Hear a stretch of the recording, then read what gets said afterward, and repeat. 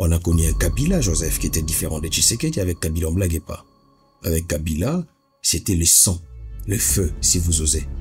Comment jugez-vous cette proximité alors que il y a quelques années, il se déchirait? Conglomérat d'opportunistes. Pas de conglomérat. Écoutez, Madame Bakajika, il faut fusiller les gens. Il faut prendre les gens. Ne pensez-vous pas que c'est une manière de démontrer une sorte de faiblesse de la part du gouvernement? Je ne sais pas qu'est-ce que vous entendez par faiblesse là-dessus. Tout ce que moi je veux, c'est que le gouvernement emploie le mécanisme et tout moyen pour faire observer la paix au niveau de l'Est du pays. Il faut que ça s'arrête. Si Matata estime qu'il est vraiment, écoutez, il n'a rien, il aurait dû ne pas sécher l'audience pour qu'on retienne les défauts. Parce que là, on a retenu les défauts. Il aurait dû ne pas sécher l'audience, présenter ses moyens. Parce qu'il dit qu'il est intègre. Présente tes moyens. Le droit de la défense en RDC est garanti. Quand c'est un opposant, acharnement. Je retourne la situation. Quand un homme du pouvoir est inquiété par la justice et que le pouvoir va intervenir, on dit on va caporaliser la justice, vrai ou faux? Vrai. Mais quand c'est un opposant qui est poursuivi et que le pouvoir va intervenir, on dit décrispation de la zone politique. On est malhonnête. Bienvenue à tous dans ce nouveau numéro de Puzzle Politique. Merci de votre fidélité à notre programme et bienvenue dans ce numéro. Aujourd'hui, nous allons parler de l'actualité politique, comme vous le savez. Et nous allons recevoir dans ce plateau, nous recevons Maître Jack Kastejamba, qui est avocat et cadre du MLC. Bonjour et bienvenue. Bonjour madame, merci en tout cas pour l'invitation. Vous allez bien? En tout cas, ça va. Je veux dire que personnellement, individuellement, sur le plan sanitaire, ça va. Mais sur le plan moral, il y a encore beaucoup d'inquiétudes parce qu'il y a mes frères et sœurs de l'Est du pays qui sont dans des situations qui ne sont pas très honorables. Et je pense à eux tous les jours et je pense à mon pays tous les jours. Donc, mentalement, il y a encore des choses à régler, mais physiquement, de manière individuelle, ça va. Bon, juste pour savoir, pour la petite question, comment est-ce que vous jugez à ce jour la situation politique en RDC? Je peux dire que la situation politique en RDC n'est pas dans une situation, je veux dire que où il y a une stabilité cartésienne. Non, c'est-à-dire qu'il y a des éléments qu'il faut retoucher, mais il y a également aussi des progrès dans certains secteurs de la vie nationale ou dans certains champs de la vie nationale. Lorsque je parle de champ, je vois beaucoup plus le champ de la démocratie. Par exemple, au niveau de la démocratie, aujourd'hui, nous enregistrons beaucoup d'avancées significatives en termes de liberté d'expression. Il n'y a pas longtemps, des années passées, des régimes passés, où c'était difficile de s'exprimer librement dans ce pays. Mais aujourd'hui, il y a une avancée dans ce sens, où les gens peuvent s'exprimer. On a même constaté aussi, il y a parfois des dérapages. Mais malgré ces dérapages, on ne sent plus trop un État violent, tyran, barbare qui pouvait mater de manière la plus atroce des citoyens, des Congolais qui exprimaient librement leur opinion sur la gestion du pays. Et donc, je peux dire que dans ces champs-là, il y a assez d'avancées significatives, quoique il y a certains secteurs de la vie nationale où il faut réajuster également les tirs. Bon, quand on parle de la situation du pays, on voit en première ligne la guerre à l'est du pays avec l'occupation de Bukavu et de Goma par les rebelles des M23. Hier, nous avons appris dans les antennes, nous avons vu un communiqué conjoint signé gouvernement congolais et les rebelles du M23 qui ont signé un communiqué pour demander à la population de soutenir justement un accord. Bon, on ne connaît pas le contenu de l'accord, mais on nous demande de soutenir cet accord. Qu'est-ce que vous en pensez de ce communiqué?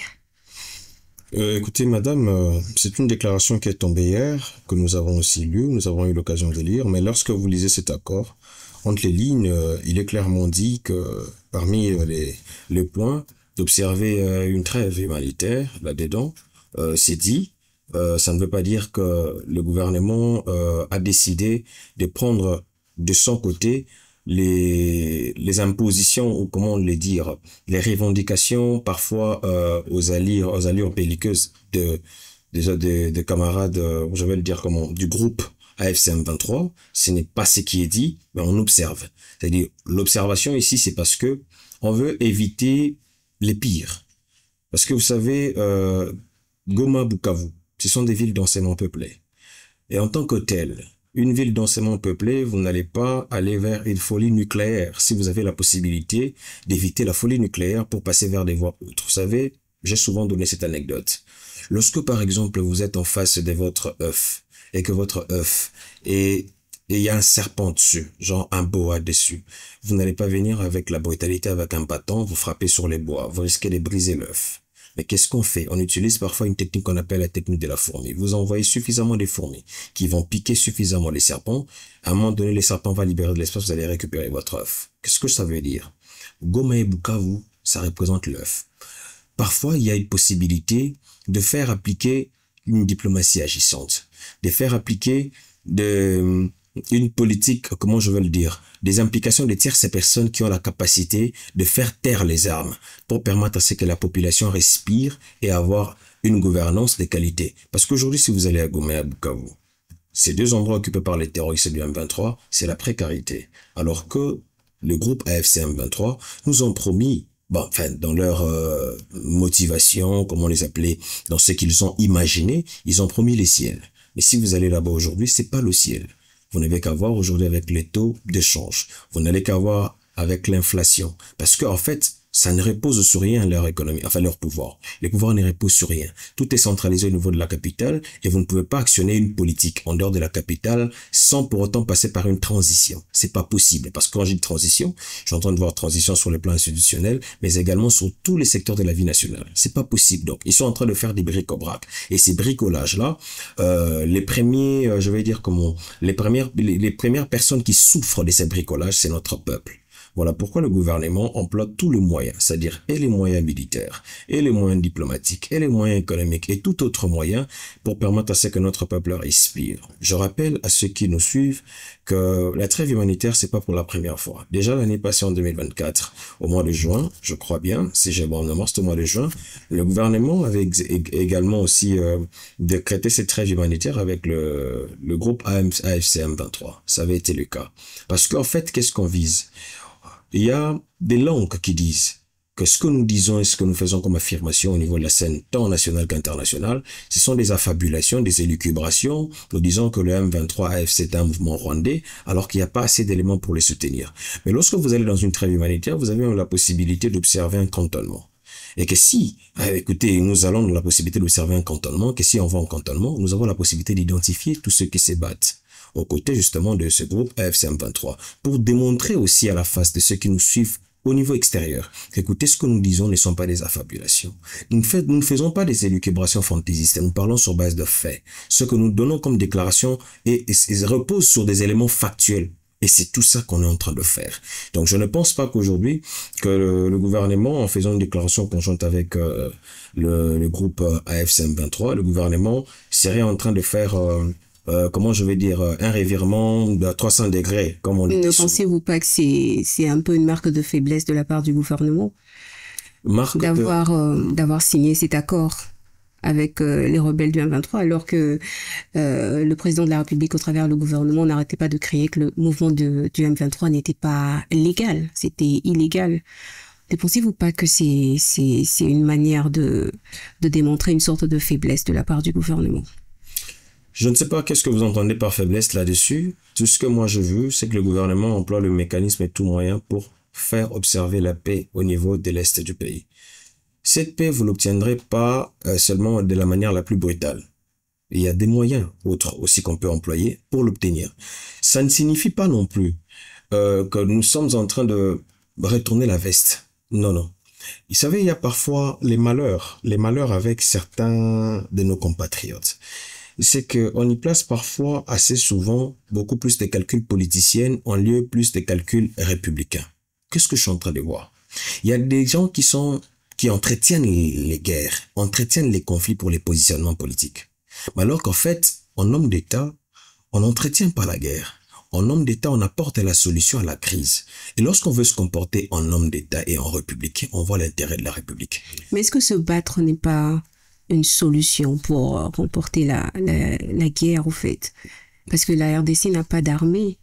Pourquoi toujours passer par les négociations pour mettre fin à une crise? Non, je suis pas d'accord lorsqu'on dit que l'RDC n'a pas d'armée. Bon, n'a pas d'armée, n'a pas d'armée. Je dis que n'a pas d'armée. Je suis en train de voir où vous êtes. C'est-à-dire, D'accord. vous êtes en train de dire qu'on n'a pas de capacité nocive. Ouais. On n'a pas de force dissuasive. Parce que sur terrain, il y a ça, il y a ça, il y a ça et là. Je ne suis pas très partisan de ces discours. J'ai comme l'impression qu'on veut inoculer un venin dans les têtes des Congolais pour dire qu'écoutez, nous sommes faibles. C'est un narratif répandu avec et les journalistes, les politiques, mais c'est un laboratoire qui l'a conçu. Vous savez, dans le fond de la communication, parce que dans les guerres, il y a plusieurs fronts, militaires, diplomatiques et communicationnels.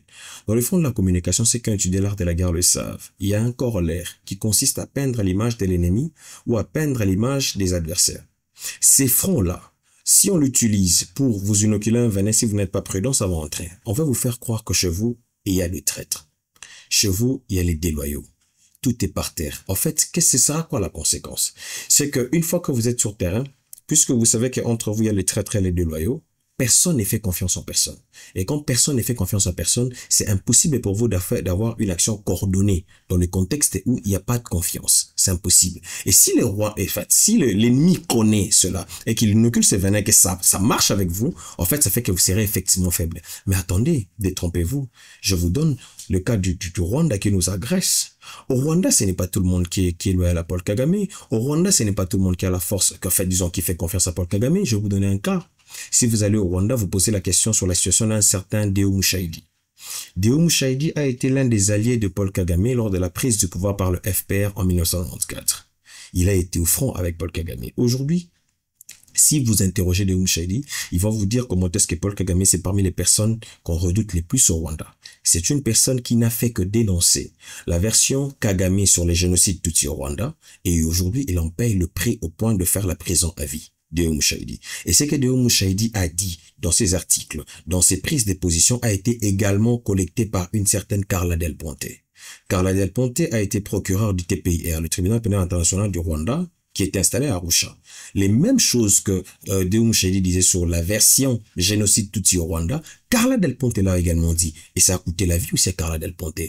Après, pendant qu'elle se préparait pour faire son deuxième mandat, Paul Kagame lui a dit en face que madame, vous n'êtes pas venue chez moi pour enquêter sur les génocides des Tutsis sur les Hutus.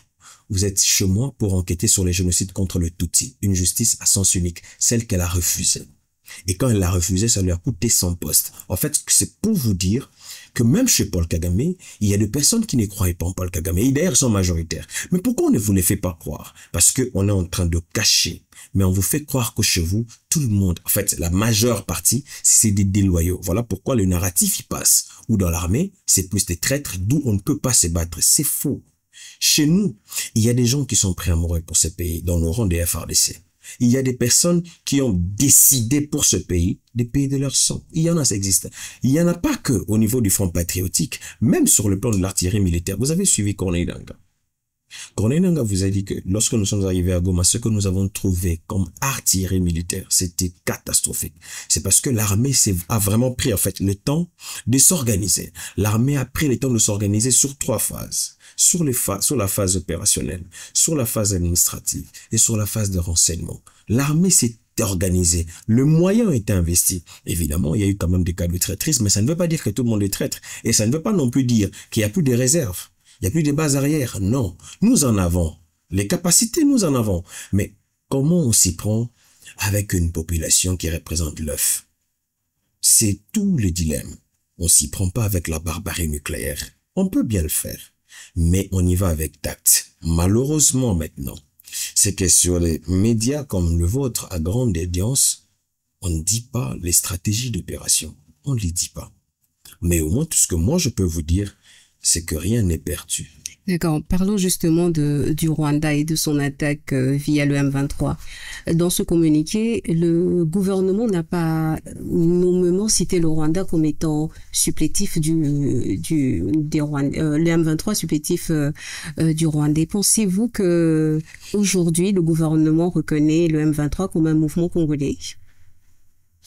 Je ne l'ai pas vu dans ce sens quand j'ai lu le communiqué, parce que autant vous avez dit que le gouvernement n'a pas fait mention des terroristes rwandais, le gouvernement n'a pas non plus fait mention d'un mouvement politico-militaire congolais.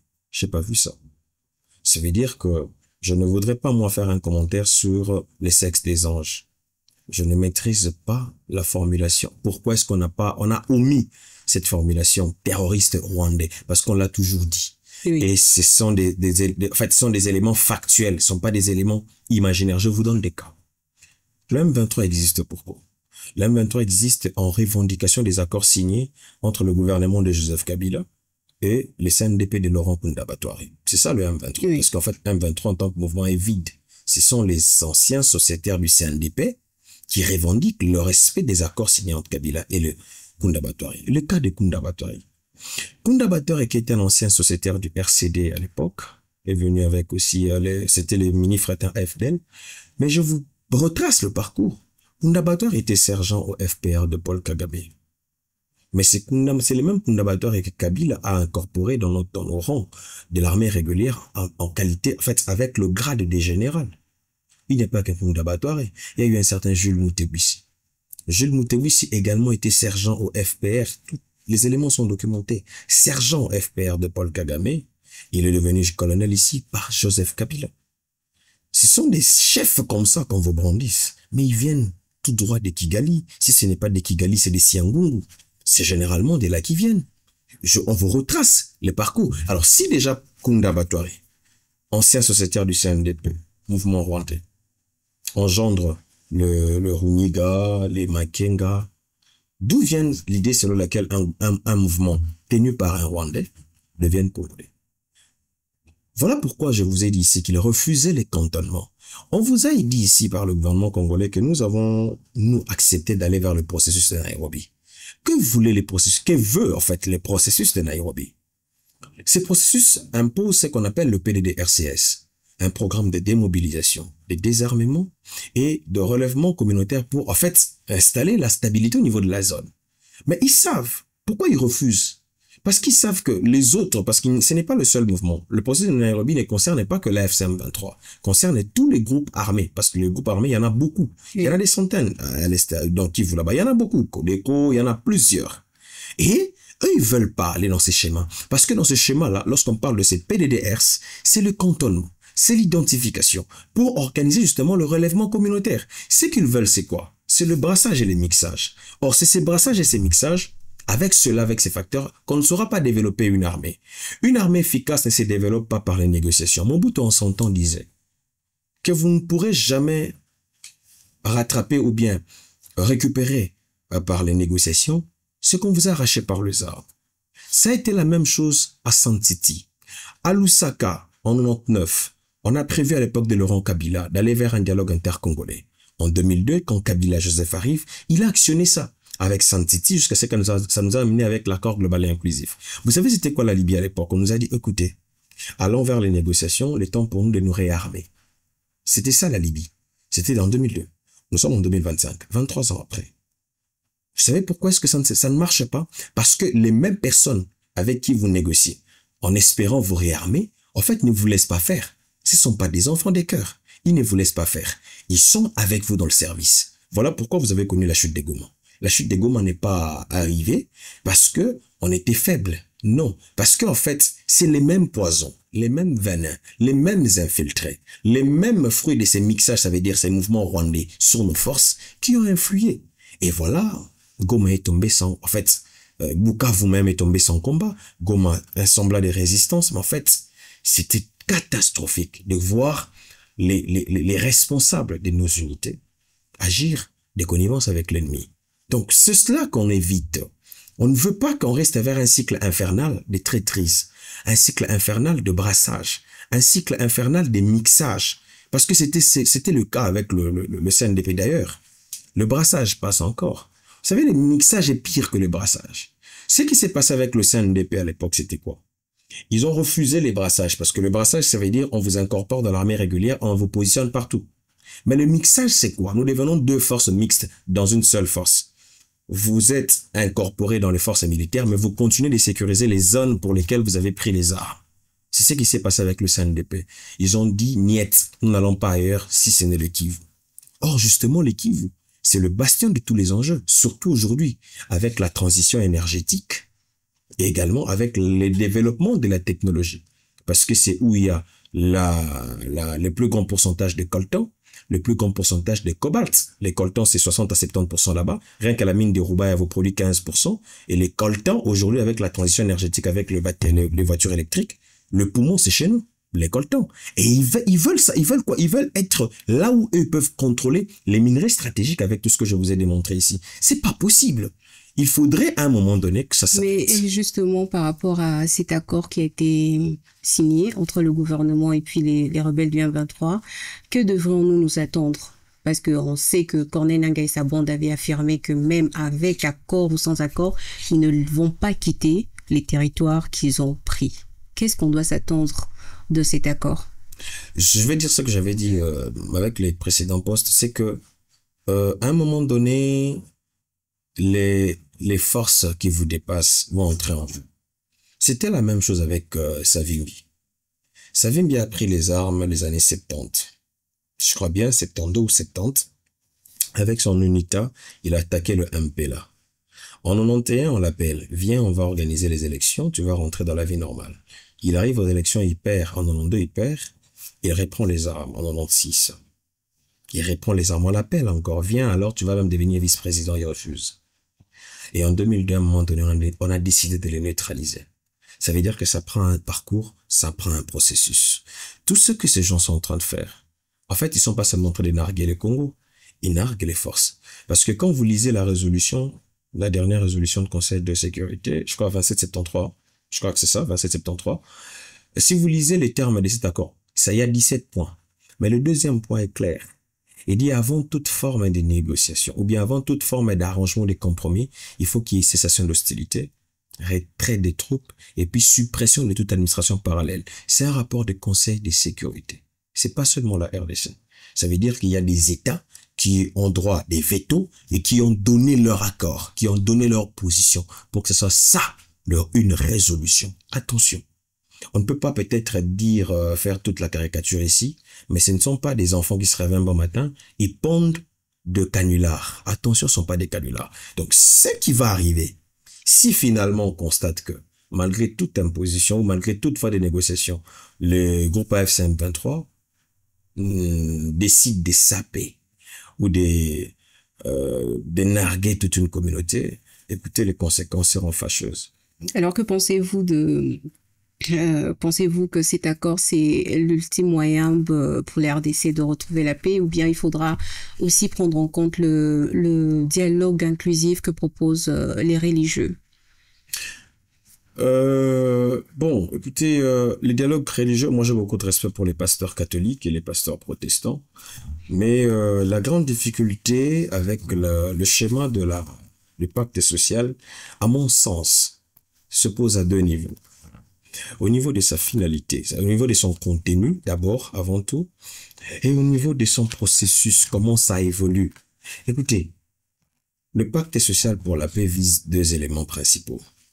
Réconciliation nationale, et puis, ils ont dit réconciliation nationale, et puis aller vers les voies pacifistes, c'est-à-dire la démocratie, les élections et tout le reste. Si vous lisez l'accord global inclusif du 2 avril 2003, c'est le même contenu. La question que je pose, si l'accord global et inclusif de 2003 a géré un plus grand conflit ou une plus grande crise, pourquoi on ne recourt pas vers ce qui a géré une plus grande crise pour régler une petite crise? Parce qu'à l'époque, je souligne, la plus grande crise c'était le fait qu'il y avait un problème de légitimité. Joseph Kabila n'était pas un président élu. Voilà pourquoi nous sommes allés vers un accord. Aujourd'hui, ce n'est pas le cas. Vous avez un Félix Tshisekedi qui est un président élu, légitime. Parce qu'à l'époque, tous ceux qui ont pris les armes contre Kabila, ils vont vous dire qu'ils l'ont fait parce que Kabila n'était pas légitime. Et vous aurez la difficulté de leur qualifier de rebelles. Parce que la rébellion s'est définie comme un mouvement militaire politique qui s'insurge contre un gouvernement légitime. Kabila n'était pas légitime. Il y a tous ces problèmes. Mais cet accord global inclusif, a réglé un plus grand problème. Pourquoi on ne peut pas recourir vers ça? Parce que dans cet accord, si vous lisez, il était clairement dit que désormais, plus jamais, nous ne prendrons les pouvoirs par des méthodes autres que par les élections. C'est écrit dans cet accord. Qu'est-ce qui se passe aujourd'hui? Voilà où j'ai dit... Donc vous pensez que ces démarches a été inutile? En fait, on va nous faire stagner ce que je veux dire. Ou bien on va remettre en cause les 23 ans d'élan démocratique, les 22 ans, parce que de 2003 à 2025, ça fait 22 ans. Qu'avons-nous fait de 25 ans de cet élan? Nous allons décider de bafouer les 22 ans de sacrifices que nous avons consentis. Ça, c'est au niveau du contenu. Au niveau du processus, Madame Bakajika, les prêtres catholiques et les pasteurs catholiques et les pasteurs protestants, lorsqu'ils ont rencontré le chef de l'État leur a clairement dit qu'il voudrait que ça soit consensuel, que ça soit unanime. Nous avons beaucoup de confessions religieuses dans ce pays. Comment expliquer qu'ils vont dans un schéma à deux et les autres, ils mettent de côté? C'est quoi les dangers aujourd'hui? Les dangers, c'est qu'aujourd'hui, on observe une crise au niveau de nos confessions. Ils sont, je crois, au nombre de 8 ou 9, ceux qui sont reconnus, 8 ou 9. Et CC Senko, ça fait 2 confessions. Ça veut dire qu'ils sont minoritaires. Nous sommes en République démocratique du Congo. Et dans une démocratie, la règle d'or, c'est la majorité. C'est la voix de la majorité. Comment expliquez-vous que vous êtes minoritaire? Vous voulez imposer votre vue, votre point de vue à vous seul, à la majorité. Quel est ce schéma? Autre chose. Comment vous expliquez, Madame Bakajika, le pasteur Cholet, ou le pasteur Kankinza qui est du côté Tandem, Réveil, Kimbangiste et autres, il vous dit sur Top Congo, nous ne sommes pas allés dans le même schéma parce que on nous a dit que tout ce qui était fait était préparé pour celui qui devait venir. Or, nous connaissons les velléités expansionnistes du Rwanda avec leurs supplétifs. On pose la question à Monseigneur Cholet. Monseigneur Cholet dit non, ce qu'il a dit est faux. J'ai pas dit ça d'ailleurs, il n'a pas des niveaux conséquents, voilà. Il a dit tout ce qu'il a dit. Il dit, pour preuve, sa preuve à lui, c'est le pasteur Ejiba. On va poser la question à la preuve du pasteur Cholet. Ça veut dire le pasteur Ejiba qui est sa preuve. Le pasteur Ejiba confirme les dires du pasteur Kankinza. Ça veut dire, si aujourd'hui le pasteur Cholet renie sa propre preuve, parce que le pasteur Ejiba en tant qu'individu représente une preuve testimoniale, c'est un témoin. Le témoin vers lequel le pasteur Cholet nous a envoyé, s'il le refute aujourd'hui, ça veut dire tout simplement qu'il y a absence de crédibilité dans le chef de sa personne. Comment pouvez-vous nous envoyer vers une preuve que vous estimez être irréfutable? Pensez-vous que l'Église est instrumentalisée, les CC et la 5 ans? Je ne sais pas les soutenir avec des éléments factuels, mais ce que je peux dire, c'est que l'Église n'aide pas l'État vers le schéma de la cohésion. Parce qu'avec ce qui est dit par le pasteur Cholet, ça laisse à désirer. Parce que ce sont des révélations graves. Pensez-vous que le financement de tout leur voyage est un élément pour discréditer toutes ces démarches qu'ils ont faites? Selon les dires du monseigneur, je crois, Utembi, comment il s'appelle? C'est lui qui a dit qu'ils étaient même pris en charge par le Rwanda, là. Son nom m'a échappé. Il y a un monseigneur qui l'a dit, hein, ça fait même écho sur les réseaux. Mais selon ses dires, écoutez, comment vous expliquez, vous, Madame Bakajika, que vous êtes agressé par une personne et celui qui dit faut soutenir va être hébergé par la personne qui vous agresse? Vous avez bonne raison, c'est légitime pour vous de vous en méfier. Vous êtes une femme. Je vais un peu dans un cadre vraiment privé, c'est-à-dire nos cadres de nos ménages. Vous avez votre homme avec qui vous vivez, et puis votre homme va vers une femme qui vous veut du mal.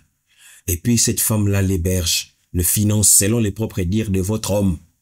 Comment expliquez-vous que vous serez encore en odeur de sainteté avec cet homme? Il y a un problème. On ne peut pas être dans un état. Je ne sais pas si vous l'imaginez. Essayons de réfléchir. Paul Kagame au Rwanda, il a le FDLR qui, selon lui, sont des mouvements terroristes, selon Paul Kagame. Le FDLR, c'est les Interahamwe, c'est-à-dire les Hutus qui ont été massacrés en 94, qui ont fui vers le Congo et tout le reste. Et puis, ils sont restés dans la frontière du Congo, entre le Congo et le Rwanda. Je ne sais pas si vous imaginez un jour un prêtre catholique qui va aller demander à Paul Kagame d'aller discuter, négocier avec le FDLR pour, soi-disant, obtenir la paix au niveau du Rwanda. Je suis sûr que ce prêtre catholique peut-être ne sortira pas vivant. Parce que Paul Kagame est un barbare, Paul Kagame est un sanguinaire, c'est un délinquant politique. Mais chez nous, c'est parce qu'on a un Tshisekedi qui est de bonne éducation, qui n'est pas sanguinaire, qui écoute... Mais justement, on critique la manière de diriger du président. On dit qu'il est beaucoup trop pacifique pour un président de la RDC. C'est entre guillemets pas possible. Écoutez, il y a des choses qui relèvent de la nature d'un homme. Dieu, nous sommes peut-être semblables, dans la mesure où nous sommes tous humains, mais nous sommes différents. Chacun a sa nature. Les présidents On l'a observé, il est pacifiste. Ok, c'est sa nature. Mais moi, peut-être, j'agirais autrement. Vous, peut-être, quelqu'un d'autre. On a connu un Mobutu qui était différent de lui. On a connu un Kabila, Joseph, qui était différent de Tshisekedi. Avec Kabila, on ne blaguait pas. Avec Kabila, c'était le sang, le feu, si vous osez. Il n'y a pas d'opposition, d'idées, non, on vous abat. C'était ça le régime dans lequel nous étions. Et Tshisekedi est différent. Mais je ne pense pas que cette différence est une faiblesse. Non. Parce que Tshisekedi, quand il veut frapper, sanctionner, il le fait sans embâche. Je ne sais pas si vous allez me dire le contraire. Depuis que je suis congolais, je n'ai pas vu, moi, un seul instant, depuis que je suis dans ce pays, sous Kabila, voir les hommes puissants de ce régime être déférés devant le juge. Mais on assiste aussi à beaucoup de grâces présidentielles. Je suis d'accord avec vous, mais comparativement à ce qui avait été pendant Kabila, il n'y a pas de commune mesure. Je vais vous dire. Sous Tshisekedi, les premières personnes à être déférées devant le juge, devant tout le monde, ce sont ses propres... En fait, ça veut dire quoi? C'est soi-disant, entre guillemets, protégés. Vous avez eu pour la première fois dans ce pays tout un directeur de cabinet du président de la République devant le juge. Répondez ces axes. Vous avez eu des conseillers qu'on appelait des conseillers plus forts, conseillers ici, même un conseiller en matière de sécurité. Vous savez ce que ça veut dire? Ça veut dire en fait ceci, que le président n'a pas de chouchous. Les présidents ne tolèrent pas l'impunité. C'est ce que ça signifie. Pourtant, je vous rappelle, Madame Bakajika, sous Joseph Kabila, 32 millions de la SNEL ont disparu. À l'époque, Bochap est président de l'Assemblée nationale. On nous a dit que les 32 millions, il y avait eu un vent impétueux au ciel, et puis les mouvements ont fait que l'argent est tombé dans le fleuve. Personne n'a répondu. Attendez, vous imaginez ces niveaux d'impunité qu'il y avait? On ne sanctionnait personne. Mais aujourd'hui, Tshisekedi vous dit, niet. C'est comme pour vous dire que ce n'est pas parce qu'il peut rire. Attention, ne confondez pas la rigueur à la méchanceté. Il y a des gens qui sont méchants de leur nature. Il y a aussi des personnes qui sont rigoureux, mais il peut rire. La rigueur n'exclut pas la bonne éducation. La rigueur n'exclut pas l'élégance. On peut être élégant, poli. Maître Djamba, parlons justement de cette rigueur. On a constaté que, s'il faut faire une petite comparaison, que durant le mandat du président Félix Tshisekedi, il y a beaucoup eu plus des corruptions, il y a beaucoup eu plus de vols, s'il faut le dire, que par rapport au régime précédent, s'il faut le dire. Ne pensez-vous pas que ce régime est un peu trop... Il y a beaucoup trop de faiblesse à ce niveau? Madame, je ne sais pas comment vous l'avez quantifié pour dire beaucoup de vols. Je ne sais pas quelle est l'étude qui a fait ça. On a vu par rapport à tous les rapports qui ont été publiés. Non, je n'ai pas lu des rapports. Avec l'IGF. Ah oui, ok. Ah, oui. Ça c'est bien. Oui. Vous savez pourquoi est-ce que vous avez beaucoup vu ça? Oui, pourquoi? Parce que justement, les services travaillent pour arrêter l'impunité. Les mal étaient profonds. Je vous ai dit que sous Kabila, c'était le boulevard. Attendez, c'était un boulevard. Comment alliez-vous savoir que les gens pillaient la République? Parce qu'il n'y avait pas de sanctions. Aujourd'hui, si vous arrivez à le savoir, c'est parce qu'il y a maintenant le contrôle. Aujourd'hui, avec l'IGF, il y a une réforme importante qui a été mise en place. Le contrôle, a priori, concomitant et a posteriori, ça n'existait pas. Je vous ai dit que c'était un boulevard. Donc, c'est normal que vous sentiez aujourd'hui, maintenant que on entend affecté. Écoutez, à l'époque, c'était ce qu'on appelle des l'omerta. Ça veut dire, détruisons les tissus dans le silence, pillons le pays. Mais à un moment donné, un monsieur est arrivé et dit, niet, vous allez tous répondre. Vous savez, madame, je vais peut-être vous choquer, vous scandaliser. La corruption n'est pas un fait politique. La corruption est un fait humain. Ça veut dire, la corruption ne finira pas par la politique d'un homme. Jamais, détrompez-vous. Aux États-Unis, il y a des corrupteurs, il y a des corrompus. En Allemagne, partout dans le monde, parce que c'est un fait humain. C'est lié à l'homme. Mais c'est quoi qu'il faut observer? Ce qu'il faut observer, c'est quelle est la capacité de réplique ou la capacité... Quelle est votre capacité à arrêter ces fléaux? Parce que n'importe comment, la corruption ne finira jamais. La corruption, c'est le fruit de Lucifer. Si vous voulez arrêter la corruption, il faut commencer par arrêter Lucifer. Or ça, vous n'arriverez jamais. Mais comment vous arrivez à répondre et à répliquer? Quelle est votre capacité de réplique? C'est ce que Tshisekedi fait. Tshisekedi vous démontre que n'importe comment, on peut peut-être discuter sur les issues des procès, mais au moins, La dimension dissuasive, elle est là. Tout le monde aujourd'hui peut réfléchir des fois avant de prendre sur la caisse de l'État. Il sait, les chefs viendront, la cour, Mais à l'époque, madame, je vous ai dit que c'était l'omerta. C'était un seul homme fort du régime Kabila qui pouvait être inquiété après avoir détourné le million. On vous a parlé ici qu'il y avait des gens qui avaient de l'argent connecté directement, en fait, des cartes de crédit connectées à la banque centrale. Ils se partageaient comme ça par mois. Ils pouvaient se partager 50 millions dans des poches. Ça, vous avez lu un rapport. C'était fait sous Tshisekedi. Non. Madame, je vais vous donner un cas, vous allez vérifier. Allez sur l'avenue Frésias. Frésias numéro 124A, je crois bien. C'est-à-dire quand vous entrez sur l'avenue Frésias, la première parcelle à votre gauche, c'est en mur, je crois, jaune ou blanche. Blanc, plutôt. Cette maison, il y avait un sous-directeur qui habitait là-bas. Il a été déguerpi le 19 avril 2006. C'est une maison de l'ONATRA. Cette maison a été prise par un homme puissant du pouvoir. Je ne citerai pas son nom ici. Mais à l'époque, c'était un homme puissant, alors hyper puissant. Il a spolié ça. Les maisons ont été spoliées. Les maisons de l'État et des entreprises de l'État. Spoliées sans procès. Mais aujourd'hui, il y a un ministre de la Justice qui est en train de réattribuer les maisons. Vous avez vu ça? Oui, j'ai vu. Oui. Ça n'avait jamais été le cas. C'est-à-dire qu'en fait, c'est vrai que l'impunité, la corruption, elle est là. Mais quelle est votre capacité d'arrêter ça? C'est à ce niveau-là qu'on va juger le chef. C'est à ce niveau-là qu'on va juger la capacité d'un chef. Ce n'est pas au niveau d'un fait humain. Parce que même si moi j'arrive au pouvoir, même si vous, Madame Bakajika, vous devenez président de la République, il y aura toujours les voleurs. D'accord, parlons justement de régime. On va faire un point sur l'ancien président Joseph Kabila. On a appris il y a quelques jours qu'il serait à Goma. Et puis, le clan Kabila a fait une sortie médiatique pour dire que si le gouvernement a des preuves, qu'il puisse le brandir. Or, il n'y a eu aucune preuve, il n'y a eu aucune photo, aucune déclaration. Est-ce que c'est une faille du service de sécurité ou bien c'est une ruse du clan Kabila? Qu'est-ce que vous en pensez?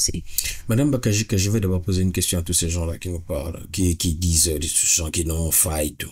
Vous savez quand Kabila est arrivé au pays, parce que moi je vous confirme qu'il est arrivé à Goma, les premières personnes à nous faire la fête, à festoyer surtout sur la toile, ce sont les membres du PPRD. Vous savez ce qu'ils nous ont donné comme argument? Ils nous ont parlé de l'article 30 de la Constitution, qui dit que tout Congolais a le droit de placer sa résidence. Vous voulez quoi? Il est à Goma. Maintenant, Goma n'est plus un État, n'est pas une partie de l'État congolais, donc vous consacrez la balkanisation. Pourquoi est-ce que Kabila à Goma, vous verrez les problèmes? En fait, c'est pas n'importe qui le dit. Barbara Nzimbe. Barbara Nzimbe, c'est la prétendue communicatrice du président Kabila. Prétendue, parce que j'ai jamais vu de nomination, mais il s'appelle comme ça. Il y a eu Kikaya Bin, son conseiller diplomatique, quelque chose comme ça, qui a tweeté là-dessus. Ils ont dit que c'est son droit. Maintenant, comment ces revirements à 300 degrés est arrivé? Ils ont dit ça, non? Comment ils changent aujourd'hui? Non, en fait. Vous savez, madame, je veux dire, quand Kabila est sorti de ces pays, tous ces gens-là ne savaient pas. Mais les services savaient. À un moment donné, il faut qu'on arrive à respecter nos services. Ce sont pas des couillons qui travaillent. Ce sont des hommes respectables. On peut tout reprocher à la RDC. On ne doit pas reprocher à la RDC sa capacité de renseignement. On a évolué. Et donc, madame, il faut dire plus tard, j'ai vu M. Cambert et Ferdinand qui parlaient, ils disaient, écoutez, la Constitution et tout ça, l'article 30, il faut rappeler à tous ces gens que Kabila n'est pas régi par la Constitution.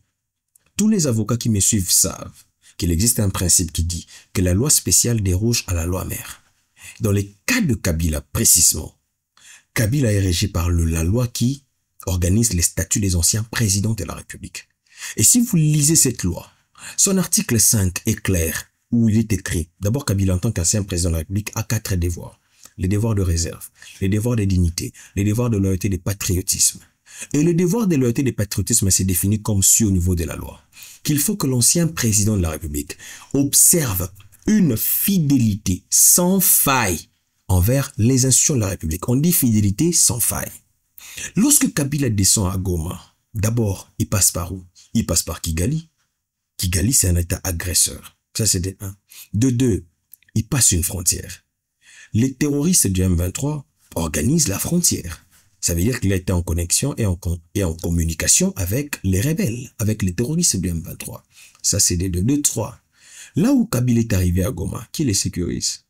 Parce que en tant qu'ancien président de la République, Kabila est pris en charge par les institutions de la République. Ça veut dire sa sécurité, sa survie, ses immunités, parce qu'il est sénateur à vie. Ce sont les institutions de la République qui le prennent en charge. Comment expliquer que les lois de la République vous imposent fidélité sans faille et vous allez vers l'État qui agresse les institutions qui vous prennent en charge en tant qu'ancien président de la République? Et je rappelle d'ailleurs que là où Joseph Kabila descend à Goma, une zone occupée et contrôlée par le M23. Madame Bakajika, peut-être que vous avez oublié. Le M23 n'ont pas pris les armes contre Tshisekedi. Le M23 existe parce qu'ils ont pris les armes contre Joseph Kabila. Il faut poser la question à Joseph Kabila. Monsieur Kabila, il faut d'abord poser la question à M23. Vous avez pris les armes contre Joseph Kabila. Qu'est-ce qui a passé? Qu'est-ce qui s'est passé pour que, lorsque vous avez pris les armes contre lui en 2012, que 13 ans après, qu'aujourd'hui, qu'il devienne respectueux des accords. Qu'est-ce qui s'est passé? Il a respecté quel accord? Parce que vous avez pris les armes contre Kabila, pas contre Tshisekedi. Il faut poser la question à Kabila. Monsieur Joseph Kabila, vous nous avez monté en novembre 2012. Je parle même de la date. En novembre 2012, Kabila fait un discours pour nous dire que nous devons nous lever contre les terroristes du M23. Il nous a dit ça en novembre 2012. Qu'est-ce qui a changé pour qu'aujourd'hui, en 2025, Kabila sort vers Jeune Afrique, ou je sais pas, ce Jeune Afrique, qui nous disent que le M23 était un groupe ayant des aspirations légitimes. En 13 ans, ils ont basculé des terroristes à un groupe ayant des aspirations légitimes. Moi, je sais ce qui s'est passé. Ce qui s'est passé, c'est que désormais, il y a un homme qui ne représente plus leurs intérêts. Un homme qui a décidé de supprimer leurs intérêts. Voilà pourquoi il faut faire bloc nuisible, nocif, pour faire chuter un homme qui a décidé de ne pas voir ses intérêts, mais de voir les intérêts du peuple. Et ça, on n'acceptera pas. Donc, on ne va pas ici faire une diversion. Non, je rappelle, c'est le PPRD qui a festoyé. Je rappelle, quand Kabila est sorti, les services l'ont su, le PPRD ne l'avait pas su. D'ailleurs, il parle même pas avec eux, je vous informe. Kabila ne parle pas avec tous ces gens-là. D'accord, s'il parle pas avec eux, comment jugez-vous la réaction du gouvernement qui a suspendu les activités du PPRD? Parce que en se référant au statut du PPRD, Kabila est président du PPRD. Mais que pensez-vous aussi de la décision du ministre pour la saisie de tous ces biens? Est-ce que c'est légal? D'abord. Sur les ministres de la Justice pour le cas de Kabila, je crois que ce que je sais, c'est que conformément aux règles de procédure civiles, pénales, c'est que la saisie des biens l'œuvre du juge. Ce n'est pas un ministre à les saisir les biens. J'ai lu le communiqué, je n'ai pas vu que le ministre avait saisi les biens. Non. Il avait ordonné. Voilà. Maintenant, quant à cette possibilité d'ordonner la saisie des biens, je crois que le ministre de la Justice va lui-même répondre. Parce que peut-être qu'il a certainement une maîtrise sur ça, qu'il y a des éléments que moi je n'ai pas. Il a un cabinet d'experts en la matière. Il a certainement beaucoup d'éléments détaillés qu'il pourra vous donner. Ce que moi je sais, c'est que il ne peut pas saisir. Et il n'a pas aussi saisi. C'est ce que je sais. Maintenant, quant à l'ordre donné au parquet, je pense qu'il pourra peut-être vous déléguer son porte-parole pour vous expliquer la teneur de cette phrase. J'aimerais avoir votre avis par rapport à la déclaration de M. Olivier Kamitatou par rapport au fédéralisme. Qu'est-ce que vous en pensez? Écoutez, madame, vous avez raison. Vous savez, c'est ce que je disais. À un moment donné, on veut blaguer avec ce pays. On ne veut pas prendre le pays au sérieux. Le fédéralisme, Olivier Kamitatou a usé d'un seul droit. C'est consacré au niveau de l'article 22. Le droit de la liberté d'expression et des pensées. Personne ne lui refuse. Vous savez, il a pensé. Mais quand le président Tshisekedi a voulu user du même droit pour dire, écoutez, je vais mettre en place dès l'année prochaine une commission pour réfléchir. On l'a traité de tous les noms d'oiseaux. Mais aujourd'hui, Kamitatou veut user du même droit. Ça veut dire que tout le monde est libre de réfléchir. Mais au moins, pour le cas de notre pays, dans le cas sous examen, le fédéralisme, c'est faire l'île de la balkanisation. C'est clair. Écoutez, dans ce pays, en 1960, avec la loi fondamentale du 19 mai, si vous lisez l'article 160 de cette loi, il est clairement dit que les provinces, à l'époque, avaient des capacités d'avoir des constitutions. Ça veut dire qu'ils détenaient des pouvoirs constituants. Ce qui est un attribut du pouvoir fédéral, en fait, d'un État fédéral. Ça veut dire, en fait, en 60, on était un État fédéral, mais qui n'était pas expressément dit dans le texte constitutionnel. Il y a les doctrinaires qui disent fédéralisme est innommé, libre à eux. Mais c'était ça. Mais vous savez qu'est-ce qui s'est passé? La loi fondamentale a eu lieu le 19 mai. 53 jours après, soit le 11 juillet, Moïse Tshombe a déclaré la République du Katanga. la sécession.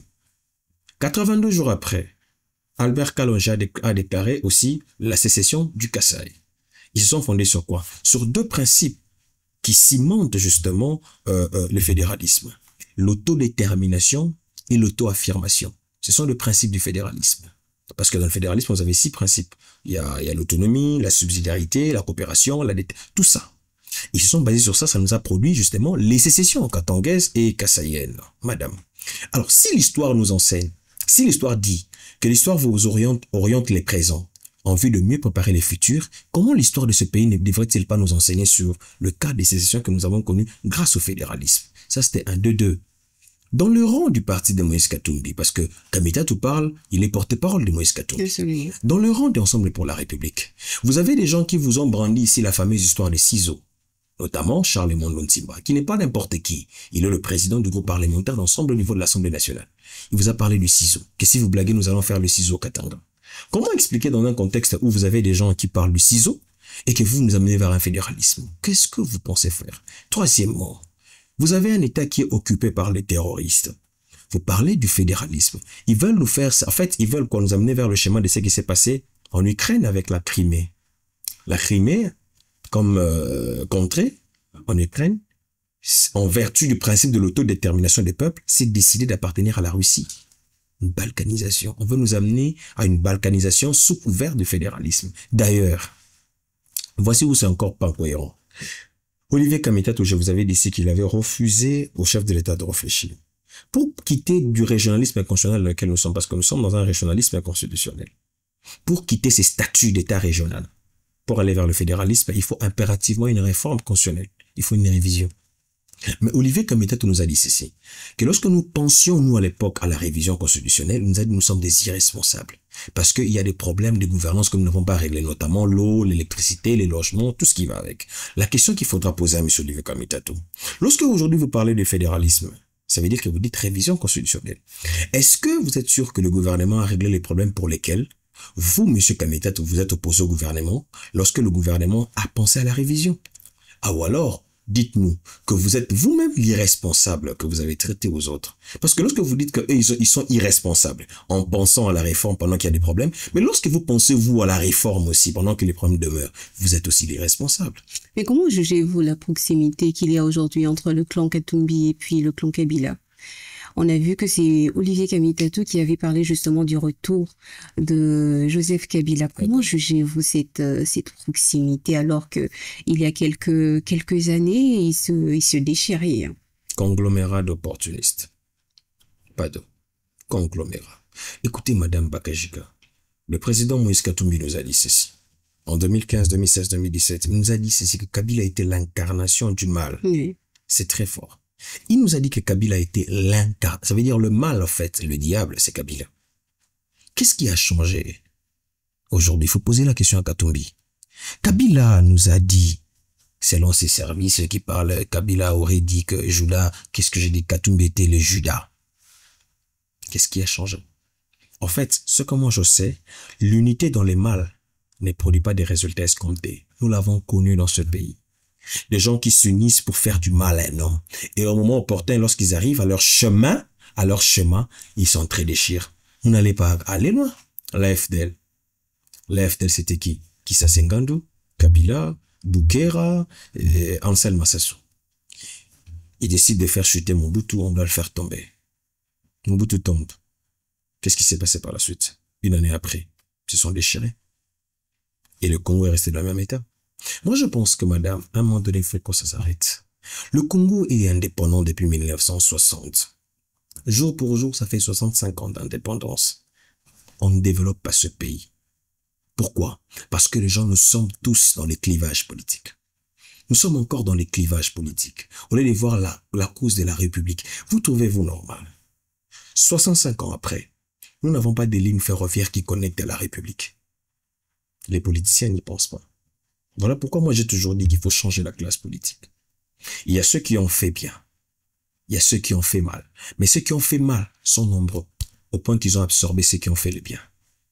Voilà pourquoi ils doivent aller en retraite. Et ça, vous avez entendu le président Jean-Pierre Bemba l'a dit plus d'une fois dans ses sorties matinées quand il parlait, il a dit, vous devez vous préparer Parce que nous allons partir. Jean-Pierre Bemba prépare les gens. Le président Tshisekedi dit ça. Il dit, préparez-vous, nous partirons. Mais il y a ceux-là qui pensent qu'ils sont éternels, qui doivent rester là. Vous trouvez-vous normal, madame, que dans un pays comme le nôtre, avec tout ce que nous avons comme ressources en termes d'eau, 65 ans après, nous n'avons pas imaginé dans ce pays à avoir ne serait-ce qu'une politique de transport avec les hydravions? Parce que si les aéroports prennent beaucoup de temps, mais il y a les eaux sur lesquelles les avions peuvent se poser, faciliter le trafic au niveau de l'aéronautique. Mais ça prend du temps. Ce n'est pas en 5 ans. Ce n'est pas en 10 ans. C'est tout un système qui devait être fait depuis des années. Mais même si on veut le commencer, il y a des gens qui estiment que pour leurs intérêts personnels, il faut entretenir la guerre. Maintenant, si je vous dis combien de projets le chef de l'État a commencé, qu'il a financé à ce jour pour développer ces pays, vous aurez des larmes aux yeux. Ce sont les mêmes patriotes, les propres fils de ce pays qui décident de dilapider les fonds, qui décident avec cet argent de soutenir la guerre. On l'a peut-être pris pour un aventurier, pour un distrait, mais il a dit des choses vraies. J'ai cité les Pépé Mbosso. Quand les Pépé Mbosso vous disaient, vous les collègues du Nord qui vous quittez les groupes armés, il parlait pas en l'air. Il avait suffisamment des informations. Il y a des gens qui ont reçu de l'argent. Le chef veut ça. On donne tous les moyens. Et puis après. Et moi, je pense, madame, que pour relever ces pays, il faut des solutions et des mesures draconiennes. Par exemple. Drastiques. Ça n'engagera que moi. Il faut fusiller les gens. Il faut pendre les gens. Vous savez, je vais vous donner un cas.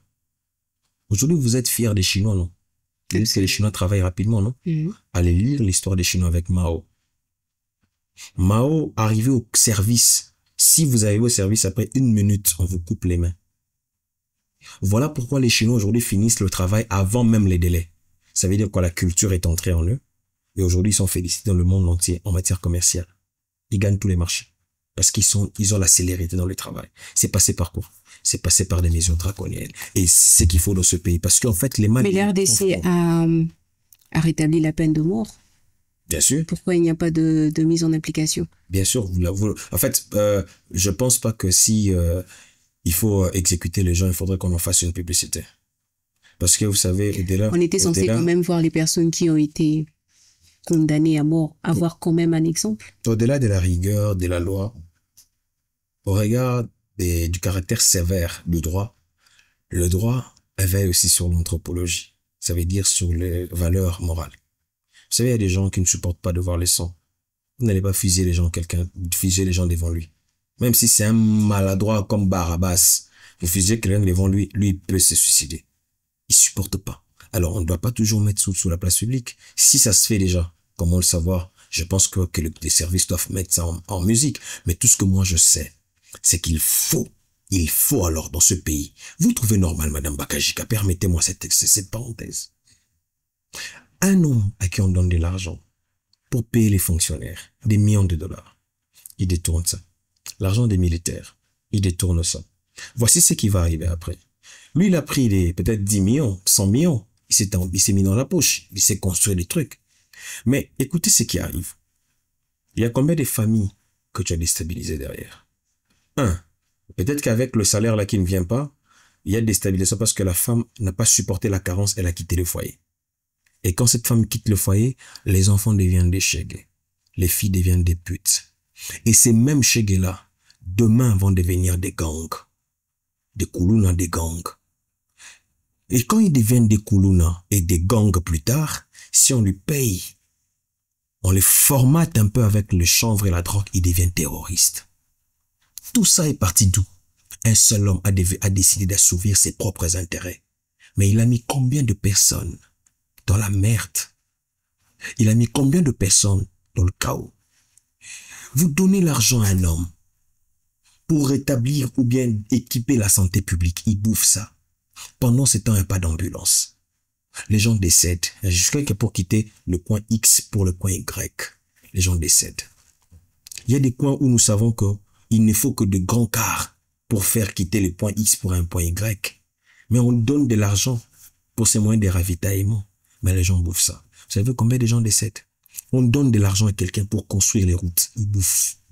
ils détournent. Il n'y a pas de route. Mais c'est une opportunité d'appliquer la loi de les tuer, par exemple, comme vous le dites. C'est comme ça que je vous ai dit. Mais il faut le faire Moi, publiquement, je suis par exemple. partant. Publiquement, ça dépend de la politique que les gouvernements décident de mettre en place. Ce que je donne est un avis personnel. Le gouvernement peut décider de mettre sur la place. Mobutu l'a fait. Oui. Mobutu l'a fait. Et ça n'exclut pas si le gouvernement... Moi, je suis partant pour le gouvernement les fasse. Mais écoutez, le gouvernement a sa politique. Nous sommes en démocratie. Je ne peux pas, moi, citoyen lambda, imposer au gouvernement ma vision. Attention, c'est le gouvernement. Moi, j'ai du respect pour les institutions. Moi, je suis pas comme les gens comme les Cambérés. Vous voyez les gens comme des Cambérés. Cambéré demande à un gouvernement ou demande aux institutions officielles de lui livrer les secrets d'État. Vous imaginez comment on veut descendre le pays si bas. Donc, attendez un peu, Madame Bakajika. Tout un gouvernement travaille avec tous les services, avec toutes les informations parfois sensibles de la République. Un individu se réveille un matin et dit il faut que le gouvernement nous donne des éléments. Ah, je vais un peu parler, m'exclamer un peu en langue nationale. Cambéré, Ozanani. Cambéré. Où est Ukonani? Où est Njona? Où est Chingani? Tu es qui? Donc, le gouvernement s'est réuni pour te donner à toi des éléments.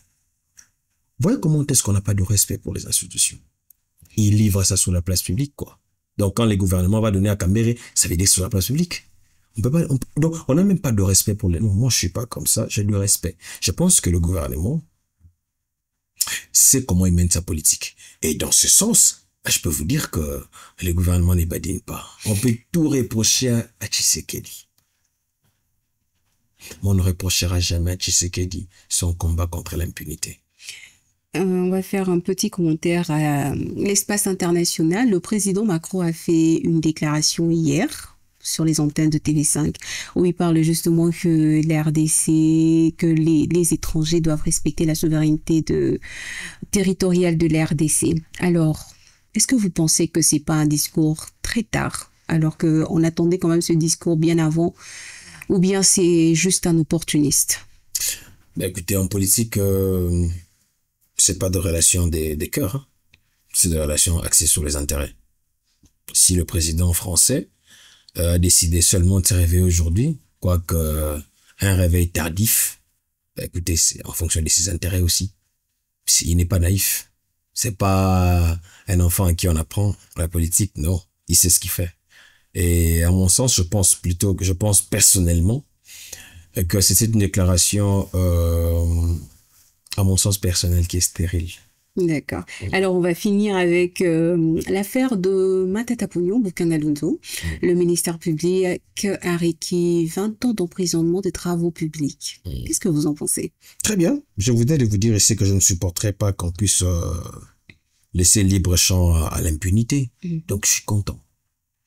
Je suis très content. Vous ne pensez pas que c'est une sorte d'acharnement contre lui, alors qu'il y a quand même, entre nous, on sait qu'il y a quand même beaucoup plus de personnes qui ont détourné de l'argent, mais pourquoi cet acharnement contre Matata Ponyo? Pourquoi la justice doit toujours inquiéter tout le monde au même moment que Matata? C'était écrit où?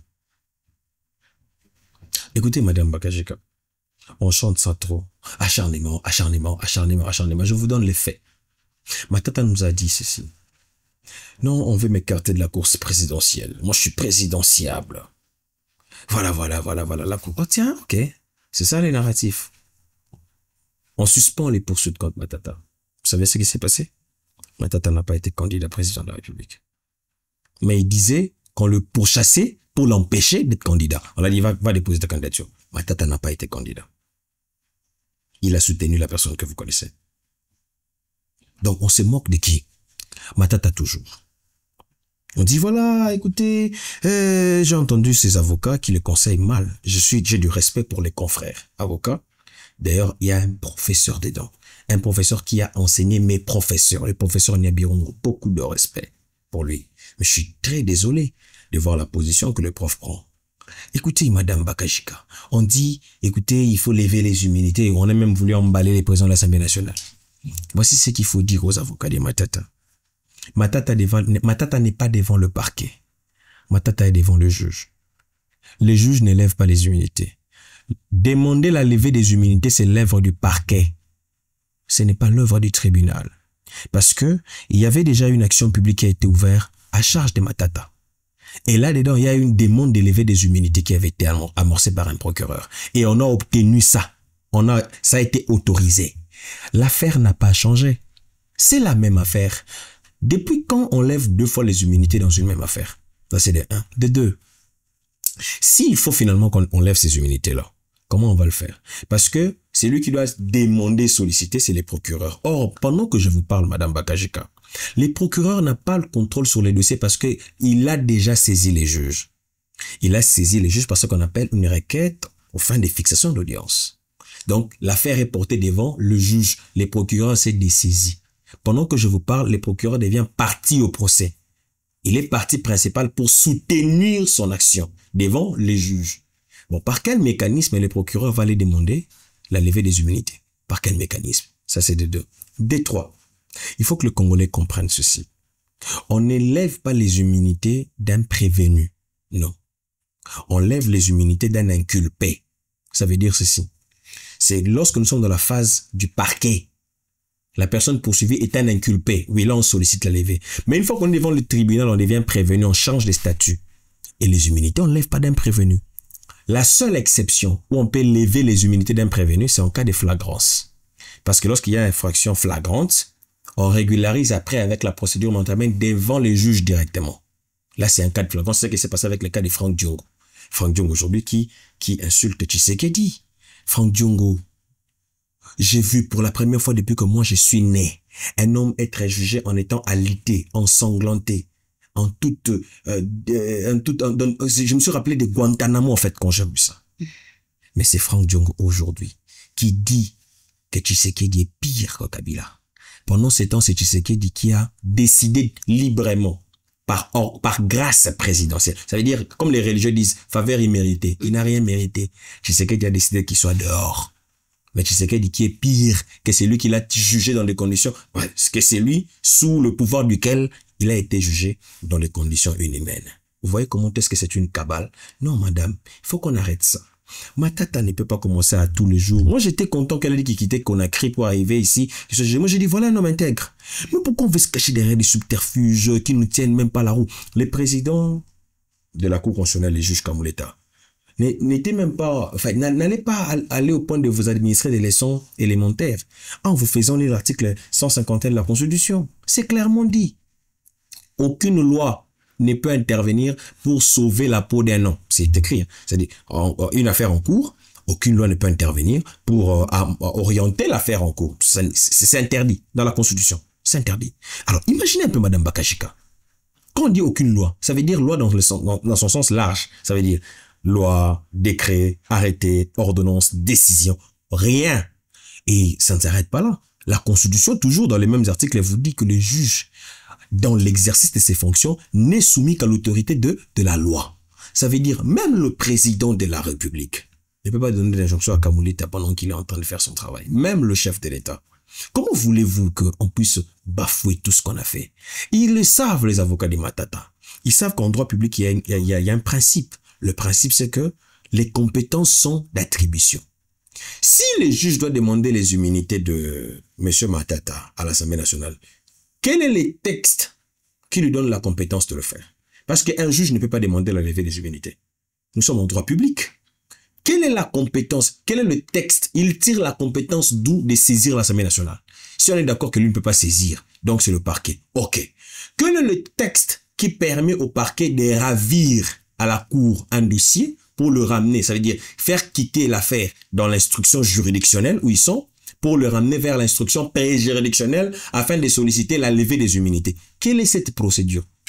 Pendant que les avocats de Matata savent que la procédure est d'ordre public.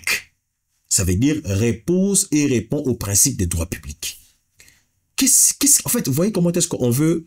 Moi, je suis triste parce qu'on conseille mal les prévenus Matata. Il est mal conseillé. Si moi, j'étais son avocat, je leur ai demandé d'aller dans le fond et de démontrer noir et sur blanc son innocence. En fait, il en serait ressorti gaillardi, gaillard, avec beaucoup de respect. Mais c'est ce qu'il fait là. Parce qu'en fait, on ne défie pas un État. Les procureurs a requis dans son réquisitoire 20 ans. Le juge n'a encore rien dit. D'ailleurs, le juge n'est pas lié au procureur. Les procureurs, je vous dis que c'est un parti au procès. Vous savez pourquoi les juges commencent son action avec l'instruction? Parce que les juges se disent, c'est vrai que le procureur m'a saisi avec une requête, il a tout mis. Mais moi-même, je dois écouter pour comprendre. On ne commence pas directement avec la plaidoirie. Non, non, non, non. Ça veut dire quoi? Il écoute, il pose des questions, mais ça c'était quoi? Ça c'était quoi? Dis-moi un peu, ça c'était quoi? Ça c'était quoi? On dit ça, qu'est-ce que tu en penses? Il veut faire ce qu'on appelle éclairer la religion du tribunal, ou du juge, ou de la composition. Une fois qu'il a sa religion éclairée, maintenant il vous autorise et dit, passez à la plaidoirie. Ce n'est pas en vain qu'on les fait. Maintenant, quelle est cette manière de faire où on a déjà tendance à orienter l'opinion sur ce qui doit être la décision de la Cour? Non, non, non, non. Non, non, non, non. Il faut qu'on arrête avec ça. Avant, c'était les débats sur la compétence, la compétence, la compétence. Mais ça a été clarifié, madame. Nous tous, on était sur un débat des vides. Mais dès lors qu'il y a un arrêt de la Cour qui interprète l'article 164, conférant ainsi la compétence à la Cour, qu'est-ce qui se passe encore? Parce que, madame, ce que je veux que les gens comprennent, l'affaire qui avait été portée devant le juge Kalouba, c'était une affaire en contentieux constitutionnel. Mais l'affaire qui a été portée pour la deuxième fois ici n'a pas été statuée par les juges de contentieux. Maintenant, Kalouba est juge, qu'est-ce que j'ai dit? Kamoulet est juge de contentieux. Mais avant ça, l'affaire a été portée devant un juge d'interprétation. Ce n'est pas un juge de contentieux. On a saisi un juge d'interprétation pour interpréter l'article 164. Lui, il ne fait qu'interpréter. Et maintenant, le juge de contentieux est saisi sur base d'un arrêt rendu en interprétation qui lui confère la compétence de juger. Comment on peut continuer encore sur un tel débat? Je vous donne un cas. Un cas qu'un confrère m'a donné ce matin. Vous êtes mineur. Vous commettez un fait infractionnel. On vous amène devant le juge pour enfants, non? Vous avez 17 ans quand vous commettez les faits. Pendant que vous êtes devant le juge d'enfant, 2 jours après, vous totalisez 18 ans. On vous change de juge? Non. Parce que les faits se sont cristallisés lorsque vous aviez la qualité des mineurs. C'est ce qui s'est passé avec Matata. Lorsque les faits ont eu lieu, il était qui? Il était Premier ministre. C'est ce qui se passe. Non, comment expliquer que les gens puissent commencer à faire du tambour là-dessus? C'est aussi clair. Il y a un arrêt. Un arrêt qui a donné la position du droit constitutionnel en la matière. Non, il faut que ça s'arrête. Si Matata estime qu'il est vraiment, écoutez, il n'a rien, il aurait dû ne pas sécher l'audience pour qu'on retienne les défauts. Parce que là, on a retenu les défauts. Il aurait dû ne pas sécher l'audience, présenter ses moyens. Parce qu'il dit qu'il est intègre. Présente tes moyens. Le droit de la défense en RDC est garanti. Il présente les moyens, et puis voilà. Sinon, si on continue avec cette façon de faire, ça ne va pas nous aider. Et même ce qui m'écoeure, madame Bakajika, vous trouvez normal. J'ai parlé des clivages politiques, mais apparemment, ça continue même dans le champ judiciaire. Enfin, on veut mettre ça dans le champ judiciaire. Toutes les fois où un homme du pouvoir est inquiété par la justice, on n'a jamais dit acharnement. Jamais. Quand c'est un opposant, acharnement. Je retourne la situation. Quand un homme du pouvoir est inquiété par la justice et que le pouvoir va intervenir, on dit on veut caporaliser la justice, vrai ou faux? Vrai. Mais quand c'est un opposant qui est poursuivi et que le pouvoir va intervenir, on dit décrispation de la zone politique. On est malhonnête. C'est malhonnête. Jusqu'à quand on va commencer à inféoder, à vouloir donner la ligne de conduite au pouvoir judiciaire? Nous avons dit dans notre constitution, au niveau de l'article 149, que le pouvoir judiciaire est indépendant et de l'exécutif et du législatif. Pourquoi on ne veut pas respecter cette indépendance? Ou on veut toujours orienter les juges? Pourquoi? Non, c'est irrationnel. Laissons les juges faire leur travail. Maître Djamba, merci d'avoir répondu à nos questions. Merci, madame. C'est fini pour aujourd'hui. Merci de nous avoir suivis. On se retrouve la semaine prochaine pour un nouveau numéro et un nouveau sujet. Au revoir et bonne soirée.